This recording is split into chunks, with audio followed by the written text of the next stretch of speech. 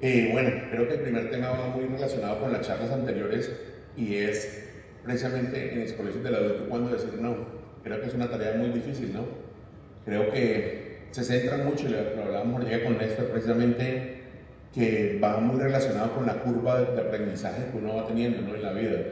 Cuando uno está recién egresado, mejor dicho, todo lo quiere operar, todo lo ve con soluciones de tornillos, cajas, y posteriormente con los años creo que uno va aprendiendo precisamente a cuándo decir no, ¿sí?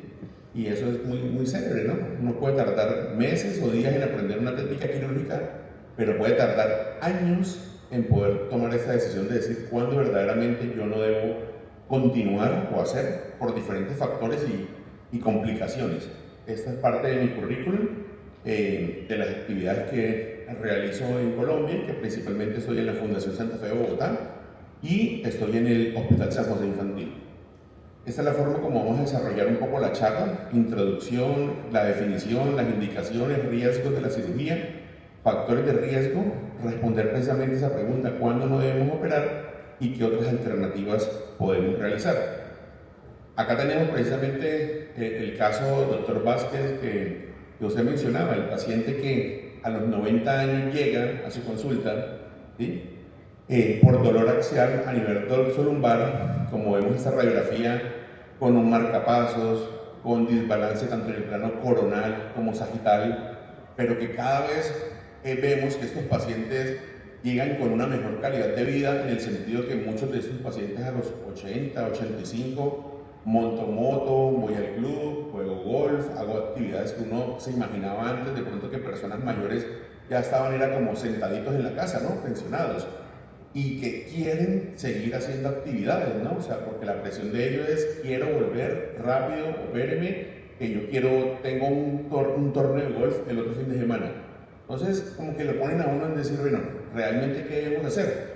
Y es mirar, por ejemplo, las comorbilidades que tiene este paciente, ¿no? Implantación de marcapasos, es diabético, tiene una fibrilación auricular, un trastorno afectivo bipolar, apnea del sueño, hipotiroidismo y una hemorragia digestiva diverticular.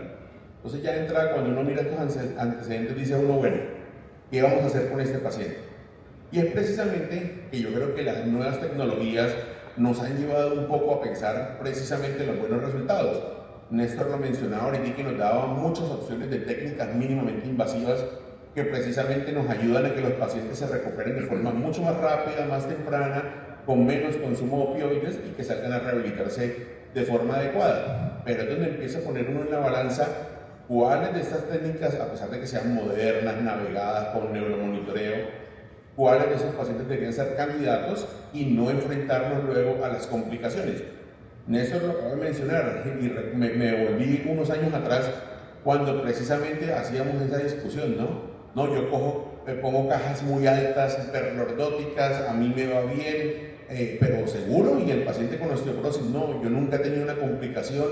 Y decía uno, qué raro, pues, porque mecánicamente estas cajas van a tender a fallar, y mire cómo ya hoy en la literatura ha empezado a cambiar las recomendaciones, es decir, tampoco nos exageremos en el tamaño de la caja, porque luego en el seguimiento vamos viendo toda esta subsidencia que se va presentando. Precisamente el proceso generativo, lo mencionaron anteriormente, tiene un desbalance y un compromiso a nivel de la columna en todos los ejes, ¿no? Sagital, coronal, con cambios posturales que nos van llevando precisamente a esos cambios degenerativos a nivel de la columna. Pero acá es muy importante, cuando evaluamos y mencionamos diferentes términos, que siempre debemos tener en cuenta no solamente la resonancia, la radiografía, las medidas, el Surgimap, cuántas osteotomías, cuántas cajas, sino evaluar de forma integral a los pacientes. Y ese es el ejemplo claro de este paciente, que también tiene fracturas, seguramente por fragilidad, pero mire el componente gracio y la sarcopenia que tiene este paciente. O sea, es un paciente que seguramente va a tocar llegar con esa hipercifosis, y empieza uno, el paciente llegó con un canal 4-5-5-1, uy, pero mejor me voy a T10 ilíacos, y T10 ilíacos con esta hipercifosis, no, pues me subo hasta T2. Creo que eso es muy importante evaluarlo, porque cada vez que le empiezan a poner la lupa y a mirar el riesgo, pues termina haciendo cirugías muy extensas para solucionar problemas que eran muy puntuales, una radiculopatía en el foramen 4-5.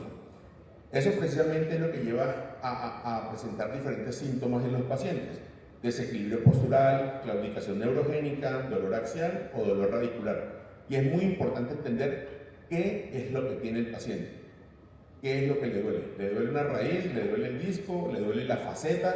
¿Qué es lo que verdaderamente tienen y por qué es la causa de la indicación de la cirugía? ¿Cuándo hacemos la indicación quirúrgica? Pues yo creo que en estos pacientes, como siempre mencionamos, la indicación tiene que ser individualizada, que por lo menos hayamos definido que recibió un tratamiento previo. En la literatura no se dice cuánto debe ser el manejo conservador, pero más o menos oscila entre las 6 semanas y los 3 meses. Nosotros siempre le damos mucho tiempo al paciente verdaderamente que tome buenas terapias, que haga buenos procesos de rehabilitación y no decisiones aceleradas. Y mirar pues el resto de la cosa, la parte clínica, funcional, radiológica y las condiciones. Es importante siempre mirar si el paciente tiene déficit neurológico, si el dolor es incapacitante, de qué forma tiene el dolor el paciente. Hacemos las escalas funcionales para ver en qué grado de discapacidad está este paciente y miramos si tenemos seguimiento imagenológico, si esto verdaderamente ha venido progresando a través del tiempo.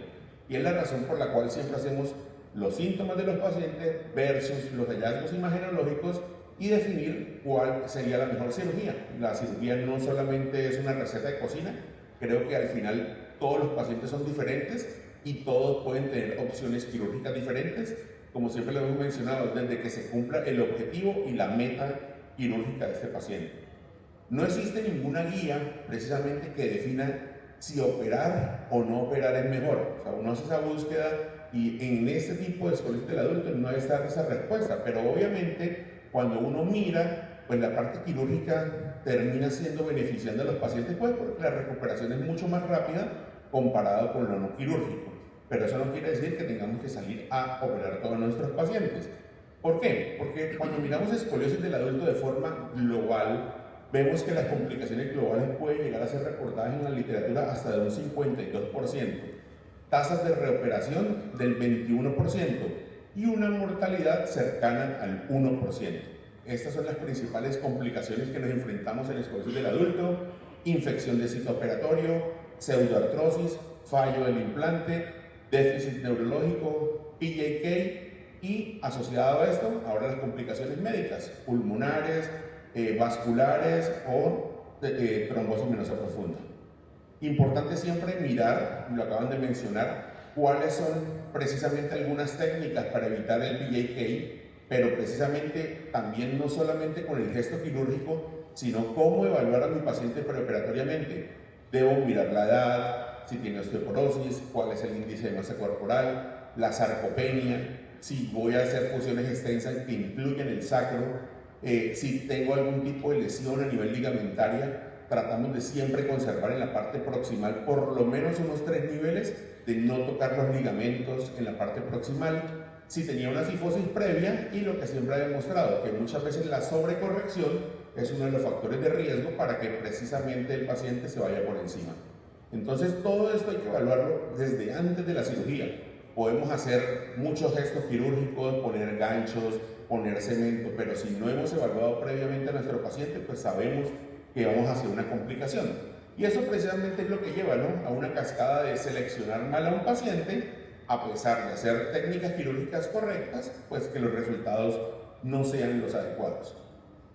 En cuanto a los factores de riesgo, pues en fragilidad, siempre mencionar que existen escalas, por ejemplo la MFI, que es la escala de fragilidad modificada, tal vez es una de las escalas funcionales que más nos aproxima. Él evalúa diferentes riesgos, diferentes formas de uno saber si el paciente debe ir a cirugía o no. Nosotros siempre le insistimos a los pacientes, nosotros no solamente operamos la radiografía, sino que miramos el conjunto del paciente. Hemos elaborado un centro de excelencia precisamente para esto, con un equipo interdisciplinario, que al final el geriatra nos dice: miren, ustedes están muy motivados con la radiografía, pero el paciente no va a cirugía, punto. Se le autoriza sin mucho un bloqueo, se le autoriza que entren endoscópicamente y le descompriman la raíz que tiene afectada. O sea, ese T10 ilíaco baje sobre la cabeza. Entonces, todo este equipo interdisciplinario es el que le ayuda precisamente a tomar decisiones para uno poder hacer las cirugías. En cuanto a la parte clínica, pues existen condiciones especiales, siempre existen escalas funcionales que debemos evaluar antes y que es la idea de hacerlo. Factores de condiciones especiales, pues precisamente vienen tres parámetros, ¿no? Un paciente con Parkinson, ¿quién se anima de una de entrada a operar un paciente con Parkinson? Ya sabe uno que arranca con el E4, L5 y en 5 años está T2 ilíacos. Y entonces arranca uno como, venga, un bloqueo, hagámosle radiofrecuencia, sabe las complicaciones del aflojamiento mecánico que puede llegar a pasar, sobre todo si el paciente no tiene su Parkinson compensado. Pacientes con osteoporosis, lo que acaban de mencionar. Tengo un paciente con osteoporosis, arranquemos desde ya previamente a preparar a ese paciente. Me pasa mucho también con niños con escoliosis neuromusculares. Uno ve y dice, este niño va a terminar en cirugía en unos próximos 3, 4 años. Desde ya lo voy preparando con endocrino. ¿Por qué? No esperar a que llegue el momento de decir, hoy es la cirugía, pero entré con un niño osteoporótico o una persona mayor con osteoporosis donde uno sabe que va a empezar a fallar. Entonces, el acompañamiento de la consulta previa, donde uno va viendo a los pacientes, también es irles optimizando y preparando para que en futuro, si requieren algún tipo de cirugía, pues precisamente estén aptos para esa cirugía.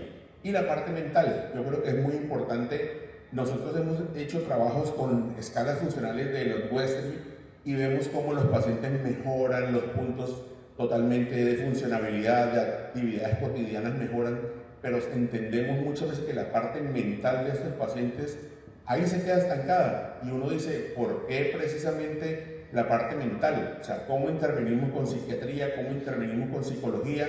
¿Serán ya problemas relacionados al consumo de medicamentos, a la edad, a la depresión, que no hacen que esas escalas suban más de ciertos puntajes? Entonces la parte mental también es muy importante.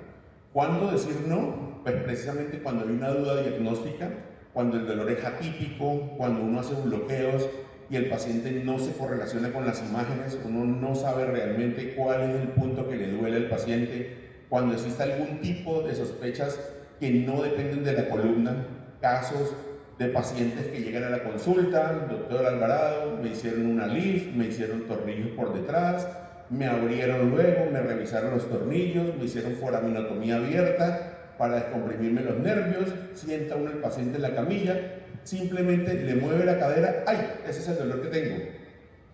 O sea, usted lo que tenía era una artrosis de cadera, y va uno y mira la gamografía y prendida esa cadera. O sea, terminó en 3 cirugías por una artrosis de cadera. Entonces es muy importante y siempre les insistimos a nuestros fellows, hay que revisar todo. Todo, porque muchas veces la columna simplemente es el síntoma que refiere. Vengo porque me duele la columna, vengo porque tengo un dolor acá en banda atrás, un CA de cabeza de páncreas. O sea, ¿qué hacemos operando una columna? Porque vamos a encontrar cambios degenerativos cuando realmente la causa es otra. Mirar precisamente lo que acabamos de hablar, ¿no? Si existe una disociación entre la clínica y las imágenes. Factores de riesgo, precisamente hacer mitigaciones de riesgo para uno saber si realmente el paciente debe ser operado o no. Esto es importante, hacer todo el manejo holístico y hacer diferentes alternativas. Terapia física, infiltraciones, ortesis. Eso realmente tiene baja calidad, pero pues al final nos ha ayudado un poco a manejar los pacientes. Este es un ejemplo de lo que hacemos. Nosotros en el Centro de Cuidado Clínico evaluamos 8 factores de riesgo: cardiopulmonar, nutricional, alérgicos, transfusiones, infecciones, sangrados y tromboembólicos. Esto es más o menos como un esquema de lo que hacemos. Cada uno, miren cómo lo tenemos definido, cada uno tenemos definido qué vamos a mirar. Entonces, por ejemplo, pulmonar, si el paciente tiene POC, si tiene disnea, si tiene saturación por debajo de 88, o sea, y cada acción de esta, de una vez tomamos ya un algoritmo de manejo para saber qué hacer.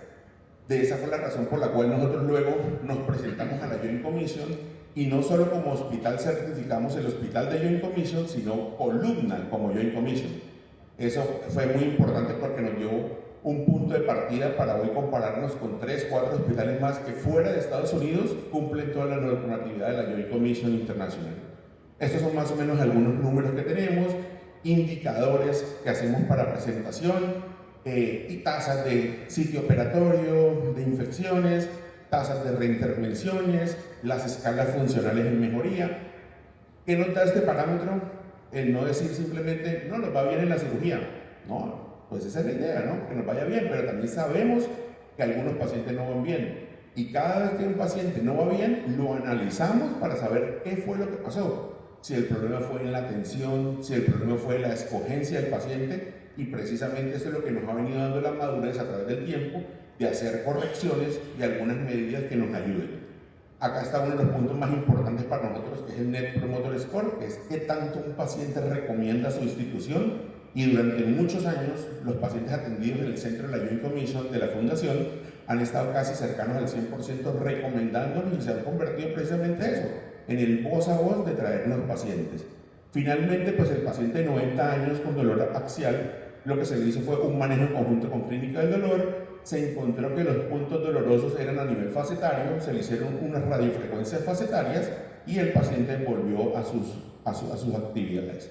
Pero lo más importante y como conclusión es la selección del paciente, buscar siempre esos factores de riesgo, o sea, la invitación es que sus hospitales creen esos equipos interdisciplinarios y sobre todo lo más importante, aprender también a decir no, porque no todos los pacientes requieren cirugía. Muchas gracias.